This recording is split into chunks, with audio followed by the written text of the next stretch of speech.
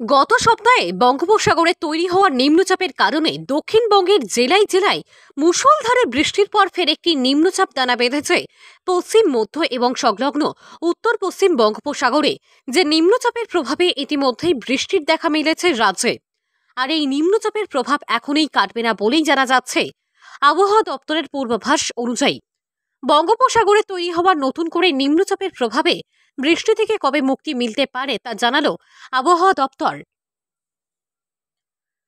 বঙ্গোপসাগরে নতুন করে তৈরি হওয়া নিম্নচাপের প্রভাবে বুধবার ও বৃহস্পতিবার দক্ষিণবঙ্গের অধিকাংশ জেলাতেই বজ্রবিদ্যুৎ সহ হালকা থেকে মাঝারি ধরনের বৃষ্টির পূর্বাভাস দিয়েছে আবহাওয়া দপ্তর।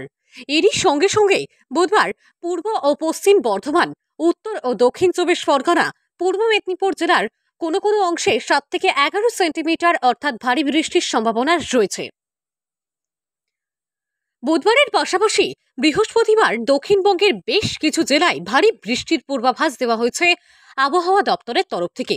যে সকল জেলায় ভারী বৃষ্টির পূর্বাভাস রয়েছে সেই সকল জেলাগুলি হল পুরুলিয়া, পশ্চিম বর্ধমান, বীরভূম এবং মুর্শিদাবাদ।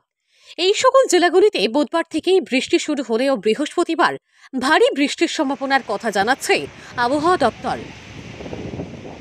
দক্ষিণবঙ্গের পাশাপাশি উত্তরবঙ্গের দার্জিলিং, কালিম্পং, আলিপুরদুয়ার, জলপাইগুড়ি জেলায় বুধবার ও বৃহস্পতিবার হালকা থেকে মাঝারি ধরনের বৃষ্টির সম্ভাবনা রয়েছে।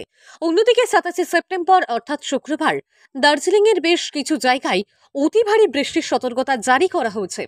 উত্তরবঙ্গের বাকি জেলা যেমন দক্ষিণ দিনাজপুর, মালদায় ভারী বৃষ্টির পূর্বাভাস রয়েছে বুধবার।